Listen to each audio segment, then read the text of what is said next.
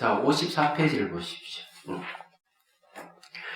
죽음이라는 것은 삶의 일반적인 과정 가운데 하나일 뿐임을 인정해야 한다. 부탁에서는 이렇게 말씀하셨다. 예, 여기 이제 달라이라마 죽음을 말하다. 죽음의 손길이 닿지 않는 곳은 그 어디에도 있지 않으리. 예, 하늘에도 있지 않으며 바다에 있지 않네. 산속에 숨다 해도 소용없으리. 이거는 초기 경전에 그 얘기를 합니다. 신통을 얻은 삼형제가 각각 이제 그 죽음을 피하려고 도망가는 얘기가 있어요. 신통이 있으니까 오신통을 갖추고 이랬는데 자기가 뭐 신통이 있으니까 하늘 날아다니고 뭐 다 하거든요. 그런데 이제 자기가 보니까 죽음을 그러니 다음 미래를 보니까 형제들이 7일 이상 살지 못한다 하는 사실을 알게 돼요. 그래서 한 형제는 산속으로, 한 형제는 바닷속으로, 한 형제는 사람들 속에 숨어요. 그 7일 후에 다 사람들. 그래서 죽음을 피할 수 없다는 거죠. 여기에도 그런 하늘에도 바다에도 산속에도 어디 숨다 해도 소용없으리. 만일 죽음이 삶의 일부라는 사실을 받아들인다면 죽음이 실제로 다가올 때 그 상황을 좀 더 쉽게 받아들일 수 있을 것이다. 언젠가는 죽음이 다가올 것이라는 사실을 내심 인정하면서도 애서 모르는 척 부정한다면 그것은 이치와 맞지 않을 뿐 아니라 역효과를 가져올 수도 있다. 이것은 나이 들어가는 것을 삶의 일부분으로 받아들이려고 하지 않는 것과 마찬가지다. 그런 이게 죽음을 부정하는 것 자체가 이거는 불가능한 일인 거예요. 얘기하자면. 하지만 우리가 아무리 의식적으로 회피하려 해도 사람은 늙어가기 마련이다. 이처럼 엄연한 삶의 일부분을 애써 무시하려는 것은 스스로 마음의 준비를 할 기회를 빼앗는 것이다. 그래야 정작 그러한 상황이 실제로 닥쳐봤을 때 견딜 수 없는 고통을 받게 된다. 그런데 왜 이런 얘기를 하는가 하면은 그래서 저희 경전에도 뭐라고 얘기하는가 하면은 지상에 사는 사람들은 천년만년 영원히 사는 것 같이 생각하고 삽니다. 하는 이야기를 하늘 여자가 얘기해요. 그러니 자기가 지상에 천상에 살다가 반나절 탁 사라지는 순간 어디 갔는가 하면 지상에 태어나가지고 살아가는 부인으로서 결혼해가지고 아이를 낳고 사는 거죠. 근데 어릴 때부터 절에 가서 애치성을 드리고 스님들에게 봉사하고 늘 이랬어요.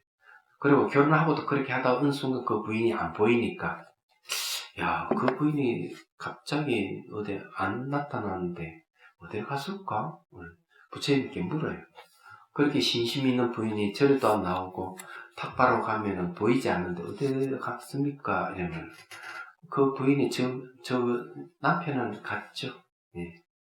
부처님 그는 자기 남편한테 갔죠. 그러니까 아니 지금 남편은 죽었지 않습니까? 저 살이 있지 않습니까? 이러니까 아니 하늘에 있는 자기 남편한테 갔어. 이렇게 얘기해요. 근데 실제로 이제 부처님께 중계를 해주는 그 부인이 이제 하늘에 턱 나타나니까 남편이 얘기하는 거야. 당신 반나절 동안 어디 갔다 반나절 동안 지상에 내려고 살다가 올라간 거야. 그 반나절 벌써 몇십 년이야 지상에서. 그래서 자기가 잠시 지상에 내려 살다가 올라왔다고 이러면서 하는 얘기가 인생은 무상하게 인생이 짧은데 그런 사실을 모르고 영원히 사는 것 같이 그런 생각하고 삽니다. 이렇게 얘기를 합니다. 그러면 부처님께서 제자들 모아놓고 얘기를 하는 거죠. 인생이 영원하다고 생각하지 마라. 지금 수행하지 않으면 언제 수행할 것이냐 하고 이제 얘기를 합니다. 그런 거죠. 근데 영원히 사는 것 같이 사는 이유가 뭔가 하면은 대체도 보면 자기를 되돌보지 않는 사람은 영원주의에 빠져 있는 사람이다. 이런 사람. 내가 육신은 죽어도 내 자아는 영원하다. 이런 사람들이 많아요. 그렇기 때문에 그런 사람들은 온갖 나쁜 짓 저지르고도 값을 안 받는다. 영원한 자아는 죽지 않게 값을 안 받는다. 이렇게 생각해요. 문제가 많아요. 그런 사람 굉장히 많습니다. 많은 사람들이 육체적으로 늙어가면서도 정케해 보이려고 노력한다. 나는 때때로 아주 오래된 친구들을 만날 때 그들을 내 늙은 친구라고 부르면 맞이 않는다. 이 말은 우리가 서로를 오랫동안 알아왔다는 뜻이지 몸이 늙었다고 하는 것은 말하는 것이 아니다. 그렇지만 내가 그런 식으로 말했을 때 그들 가운데 몇몇은 단호하게 나의 말을 정정했다. 우리는 늙지 않았습니다. 그저 오래된 친구일 뿐이죠. 이 달라이 라마가 그 얘기하는 자기 경험을 얘기하는 거예요. 사실 그들은 늙었다. 그들의 얼굴에는 세월이 지나가며 남긴 흔적들이 여기저기 남아있다. 저는 얼굴의 흔적은요 눈썹이에요. 눈썹이 더 휘어졌잖아요. 이게 세월의 흔적입니다. 그래서 이제 이것도 그 얘기를 하는 거죠. 그렇지만 그들은 늙었다고 하는 말을 언짢게 생각하는 어리석은 일이다. 나는 가끔씩 100년 남짓한 인간의 수명을 지구의 나이와 비교해본다. 그리고 그것이 얼마나 짧은 기간인지 떠올려보곤 한다. 우리는 순식간에 지나가는 이 삶을 다른 이들을 고통스러워하지 않도록 사용해야 한다. 이 삶을 파괴적인 일이 아닌 보다 건설적인 일에 사용해야 한다. 하며 다른 이들을 해치거나 문제를 일으키지 않도록 노력해야 한다. 관광객이 어떤 곳을 잠시 방문해 많은 문제를 일으킨다면 그것은 정말 어리석은 짓이다. 하지만 짧은 방문이라 할지라도 여행지에서 다른 이들을 행복하게 해줄 수 있다면 그것은 매우 현명한 일이다. 이건 우리가 윤회를 한다는 걸 의미해요. 윤회를 여행에 비유해서 얘기하는 거예요, 지금.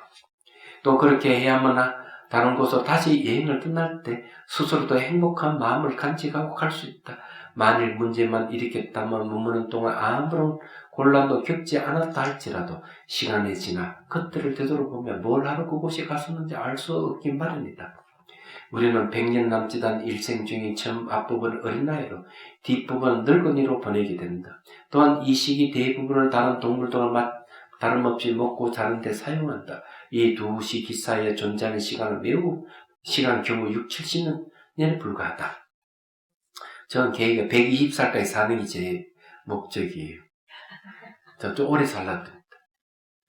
때문에 우리는 이 시기를 의미 있게 보내야 하는 것이다. 부탁께서는 이런 말씀을 하셨다. 인생의 절반은 잠이다. 10년은 어린 시절로 버리고 20년은 늙어서 버린다.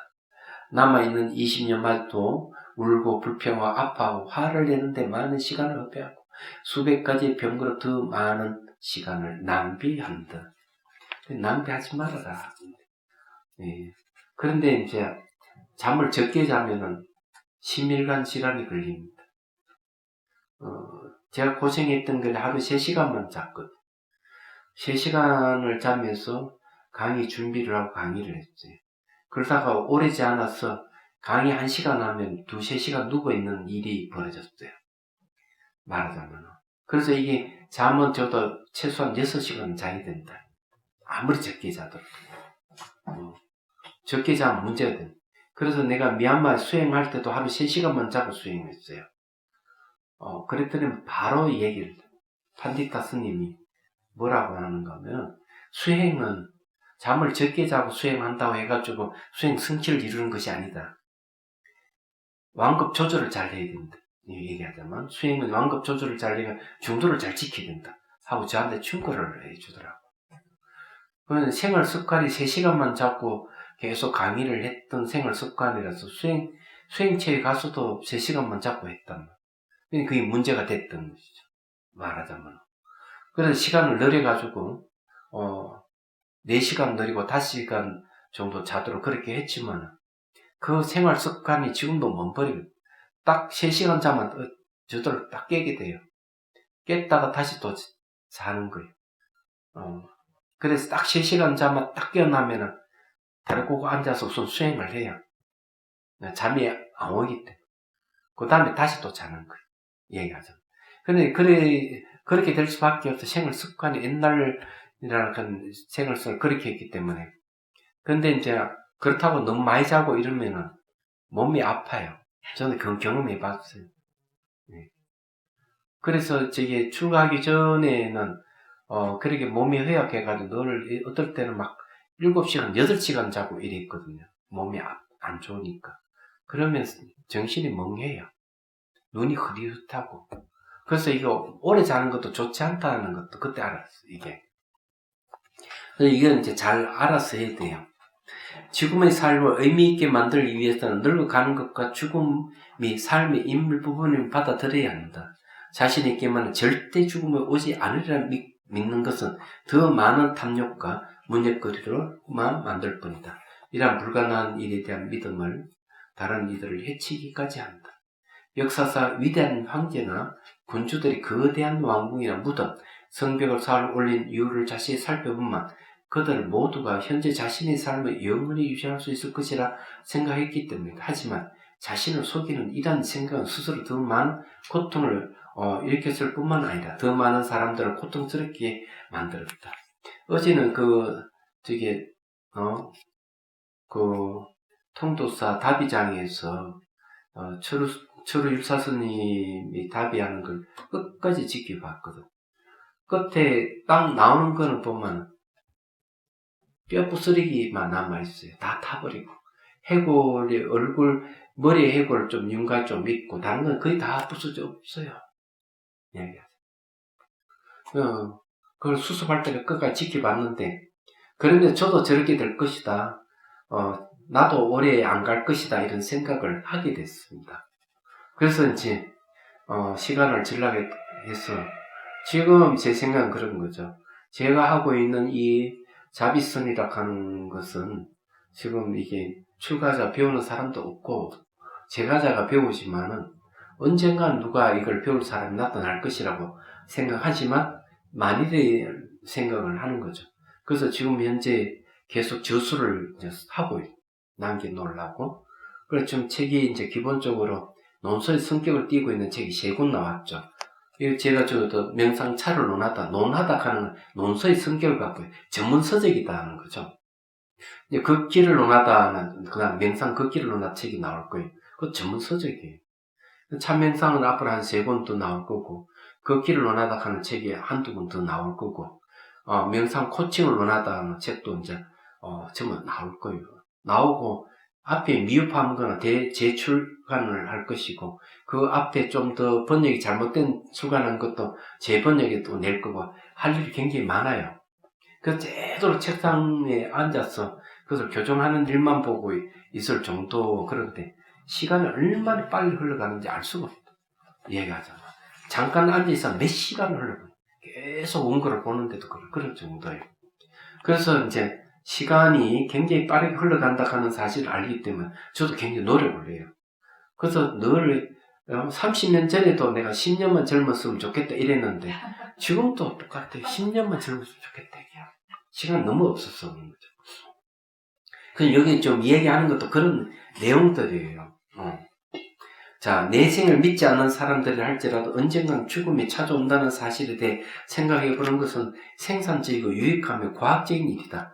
사랑과 마음은 물론 이 세상에 존재하는 모든 것은 매 순간 현상을 변화시키기 때문에 죽음에 대한 사실을 보다 나은 발전을 위한 가능성을 열어준다. 만일 상황이 바뀌지 않는다면 그 상황을 영원히 고통이라는 성질을 담고 있을 것이다.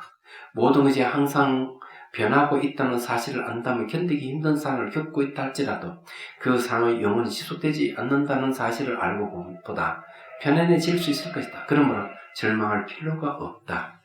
행운 역시 영원하지 않다. 결과적으로 일이 잘 풀리고 있다고 해서 너무 집착할 필요는 없다. 영원이라는 사고방식은 우리를 망쳐버리고 만다. 설령 여러분이 내세를 믿는다 하더라도 현세를 더욱 중요하게 생각하기 때문에 미래는 그다지 중요하지 않을 수도 있다. 하지만 이런 태도는 현재의 삶에서 생산적인 수행을 할 여유와 편의를 망쳐버린다. 이럴 경우에는 무상의 견해가 우리에게 도움이 된다. 이 말은 뭔가 하면요. 항상 과거, 현재, 미래를 보면 과거, 전생과 현재와 내생을 우리가 봐야 되는데 내생의 행복을 위해서 생각하면 현재 준비를 해야 돼요. 현생에서 준비해야 될 일이 굉장히 많은 거예요.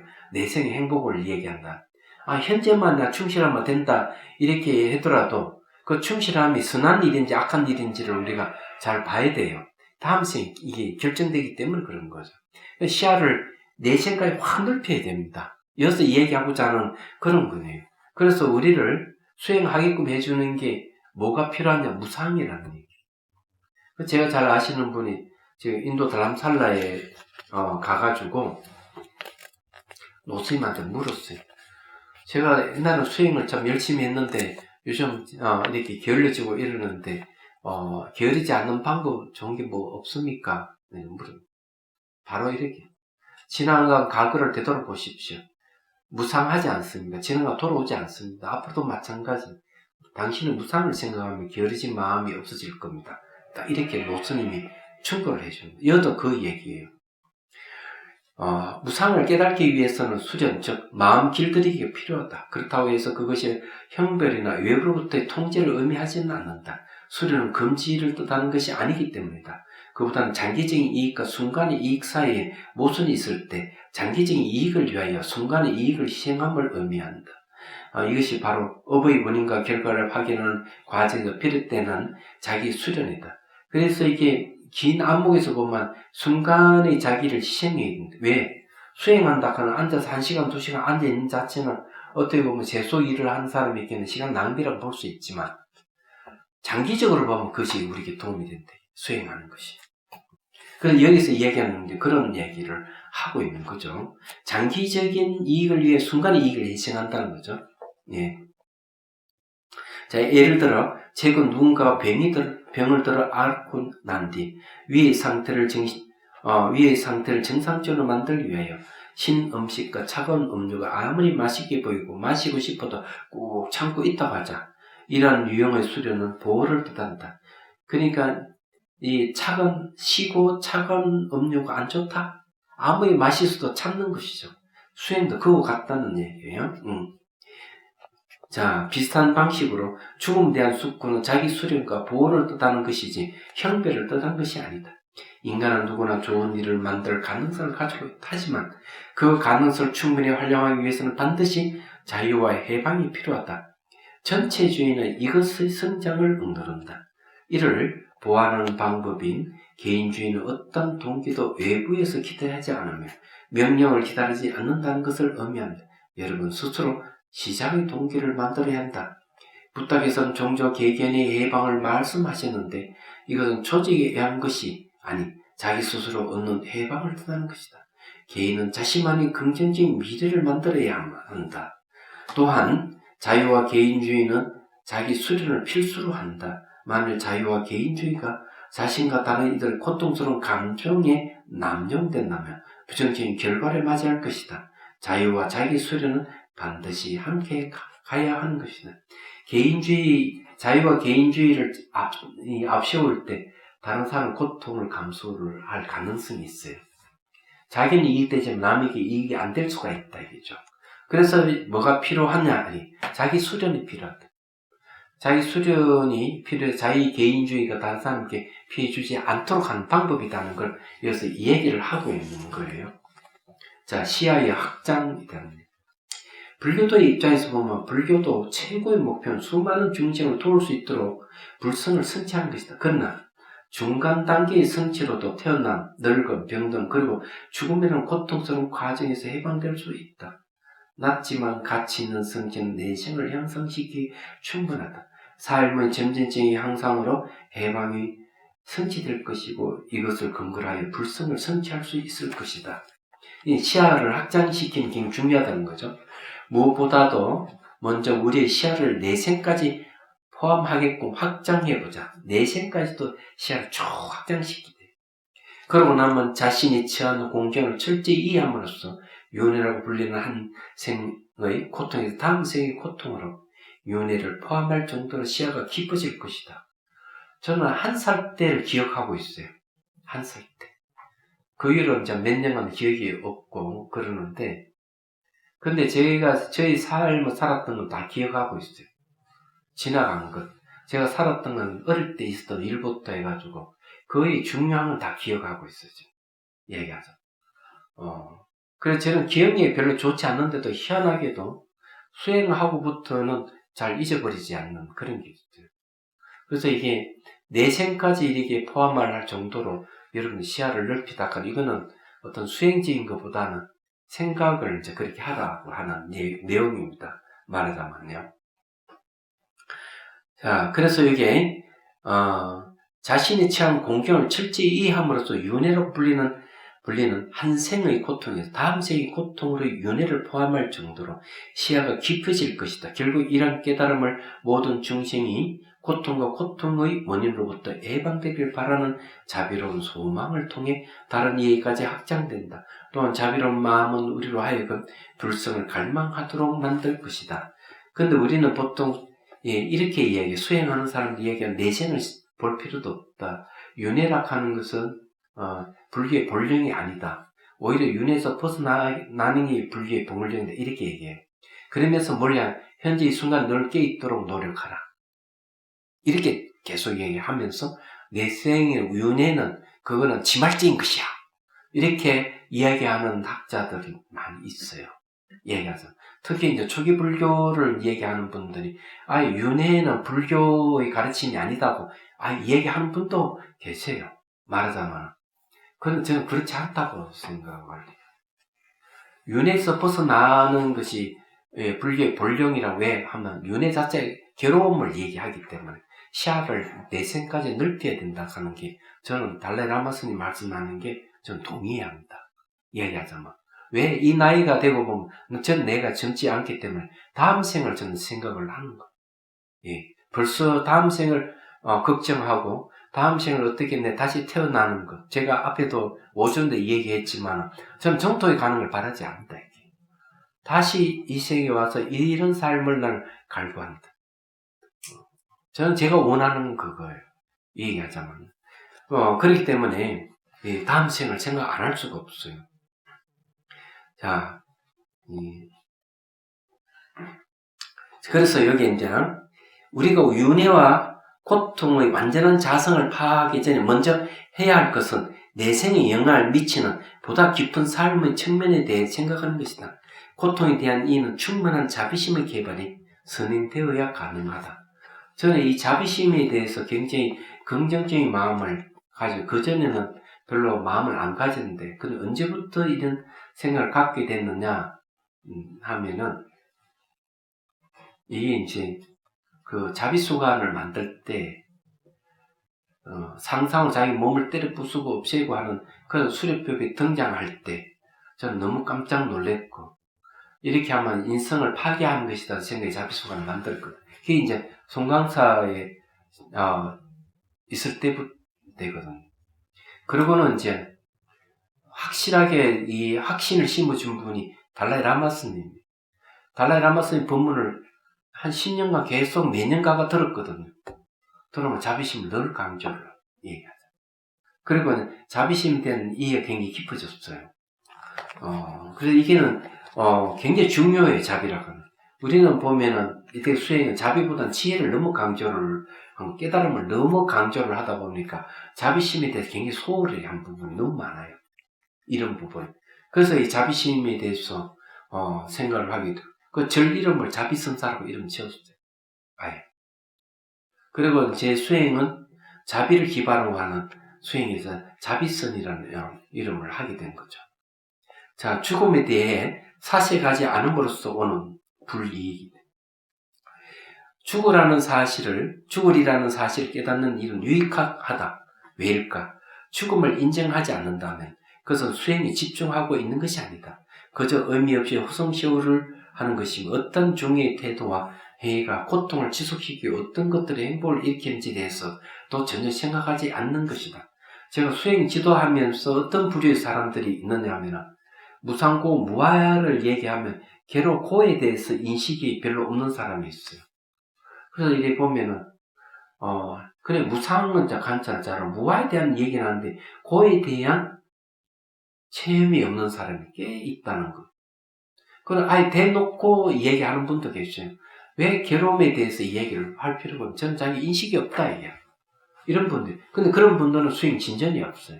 항상 제자리 그러는 얘기하죠. 불교 수행은 괴로움에서 시작하는 거예요. 수행 출발이 그래요. 괴로움에 대한 이해가 굉장히 중요한 거예요.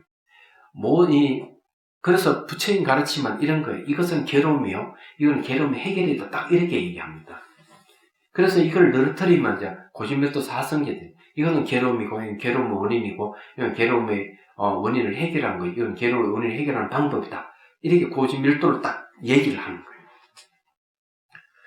그래서 이런 문제를 우리가 알아야 되는데, 그래서 수행하는 사람은 수행만 얘기를 하는 사람이에요. 괴로움에 대해서 얘기하지 않는 사람은 수행 진전이 없고, 그리고 선방에 가서 화두를 참고하시는 분들도 두 배로 보는 경우가 있어요.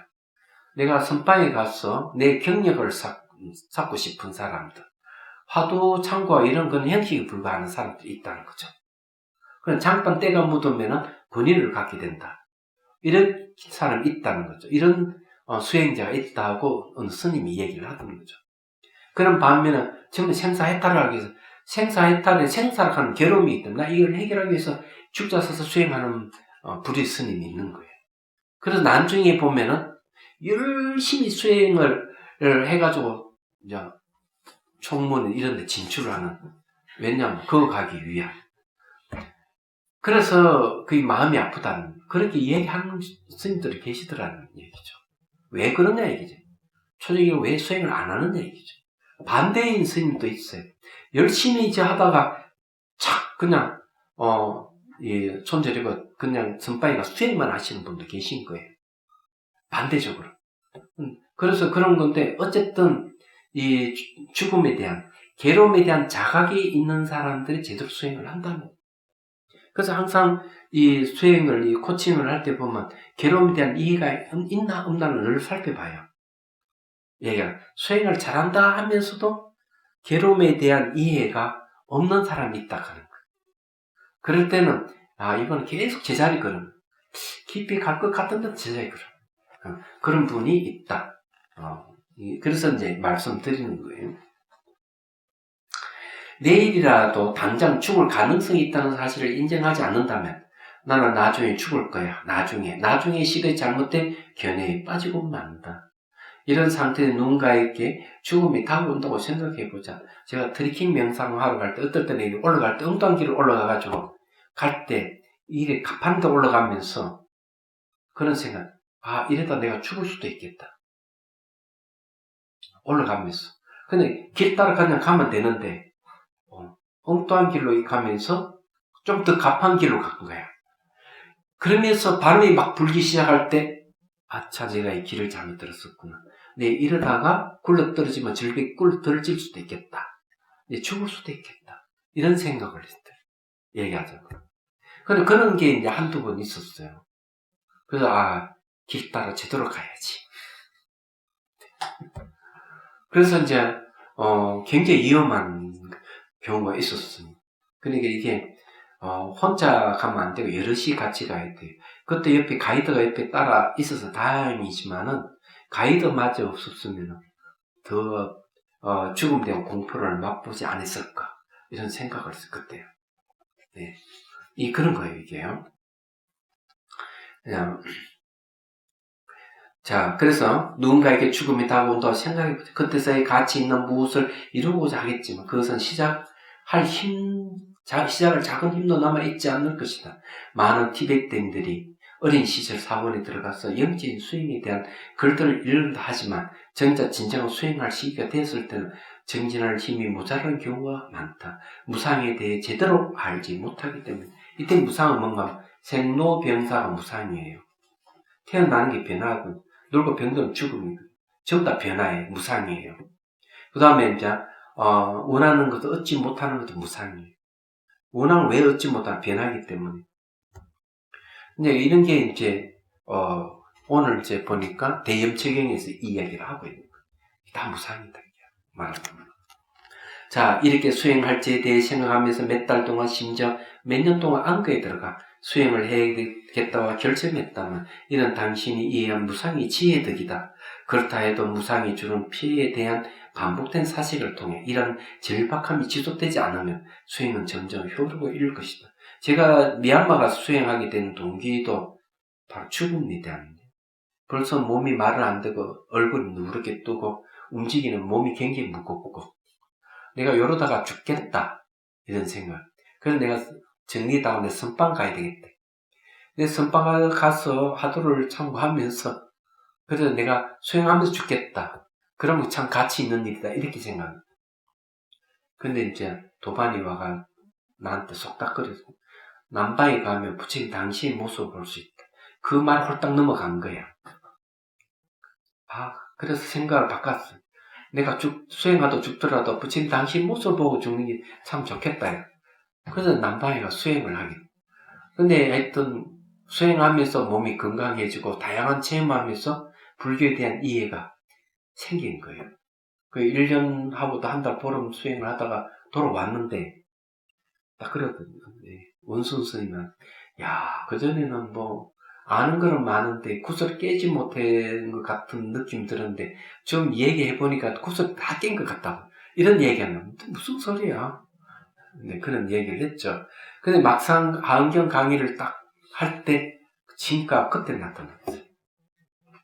그전에는 수행하기 전에는 카드를 다 만들어가지고 중요한 부분을 다 적어냈어요. 카드를 적어가지고 강의를 해서 그거 보면서.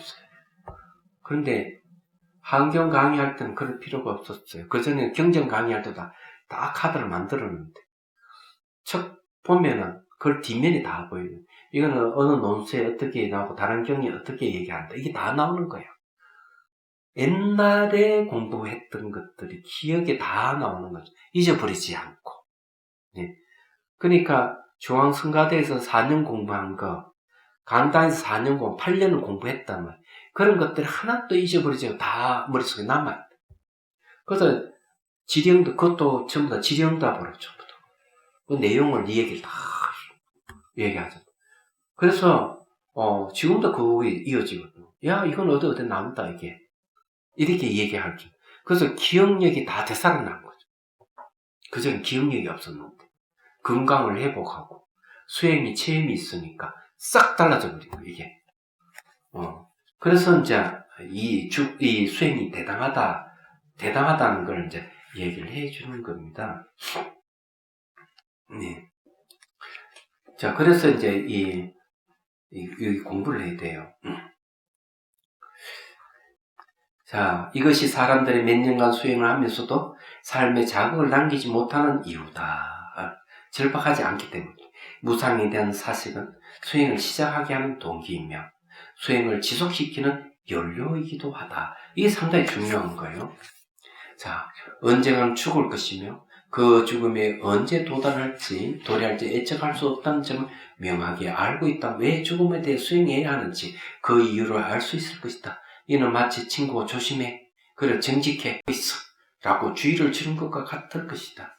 제가 강주 소인물 7년째 맡고 있을 때 사건이 딱 생겼어요.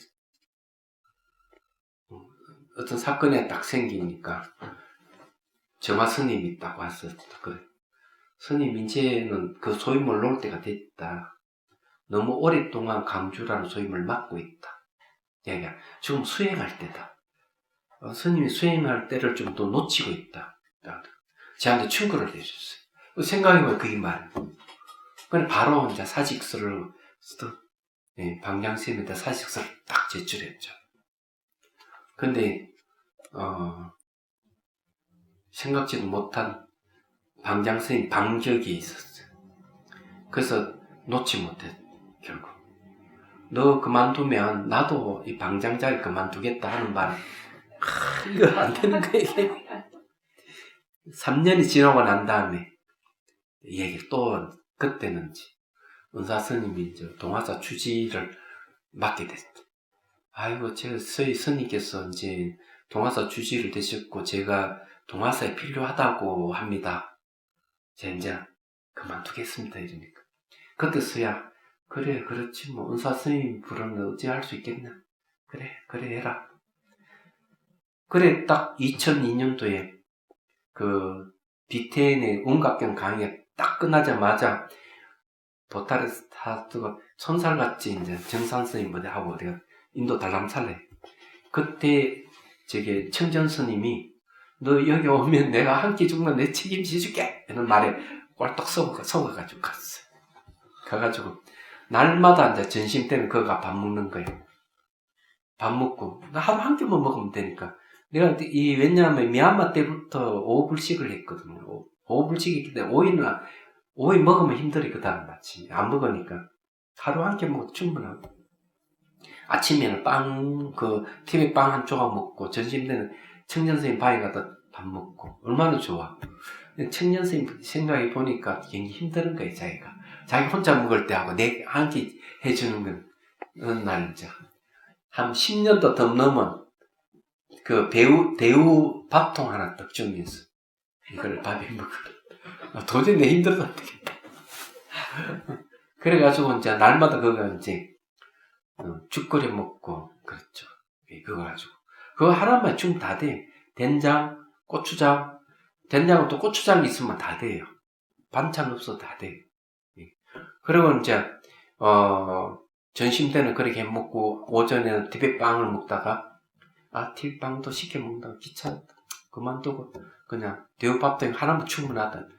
뭐 과일이고 뭐가 있으면 다 집어넣어가지고 살다가 죽 끓여서 먹으면 되니까 별로 어려운 게 없는 거. 밖에 나갈 일도 없고 그냥 그래 누가 또 이제 학생이 누가 전신 공연 내겠다 이러면 좋다고 가서 전신 잘 먹고 그게 좀 그래서 하루 8시간 이상 전진했어요. 거기 있으면 가장 행복할 때가 미얀마에서 1년 수행할 때가 달람사를 1년 수행할 때요. 그때는 누구 눈치 안 보고 하니까. 그렇다고 중간에 내가 한 번도 수행을 놓친 적은 없어요. 지금도 마찬가지지만. 가장 행복할 때가 그때다. 자, 그렇다고 이제 말씀드리죠. 조금 읽고 이제 끝내겠습니다. 출가하여 집을 떠날 수도 있다. 그렇다면 당신에게 새로운 이름과 새로운 가르침이 주어질 것이다. 바쁘게 수행해야 하는 일 또한 많이 줄어들 것이다. 한편 당신은 보다 깊은 목표를 향해 나아가도록 자신의 태도를 변화시켜야 한다. 만일 매 순간의 비상적인 일들, 예를 들어 맛있는 음식, 좋은 옷보다 나은 처소, 재미난 이야기 많은 친구와 지인들을 돌로 스스로를 바쁘게 만들고 다투고 싸워 적을 만들까지 한다면 제가 있을 때보다 나은 것이 하나도 없었겠지. 출가해서도 그러면 안 된다 이제.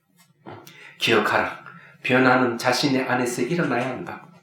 나는 동료 수행자들의 생활만큼 두려움이나 부끄러움 때문에 이러한 비상적인 일에서 벗어나는 것으로 충분치 않다는 것을 이런 수행을 하는 비구니 뿐만 아니라 제가자들에게도 적용되는 진실이다.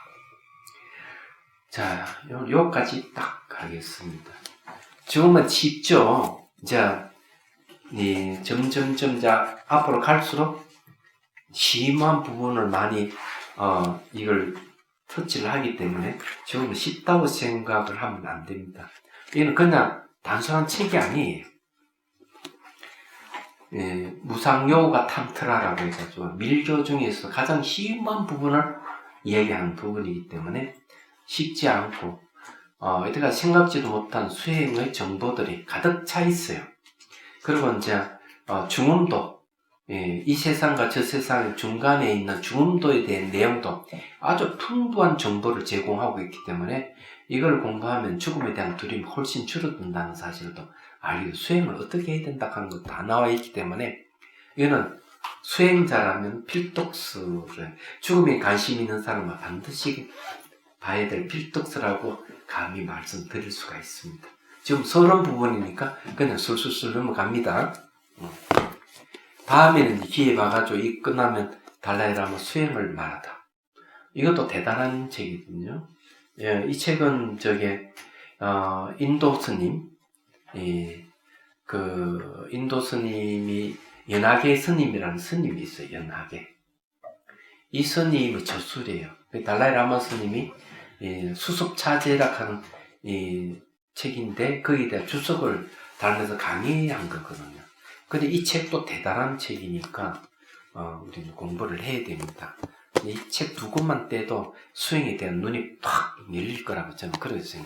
안 들으면 천천히 하늘 당깁니다. 해양기 하겠습니다. 중생들을 구하려는 마음으로 깨달음의 정수를 이룰 때까지 부처님과 법과 선보에 항상 기이합니다. 자비와 지혜와 자비를 갖추고 이정을 위해 노력함으로써 부처님 앞에 머물겠습니다. 오만함 버리심을 일깨우겠습니다. 홍계가 있는 한 중생이 있는 한 저도 함께 따라 머물며 중증의 고통을 없애는 자를 남게 했습니다.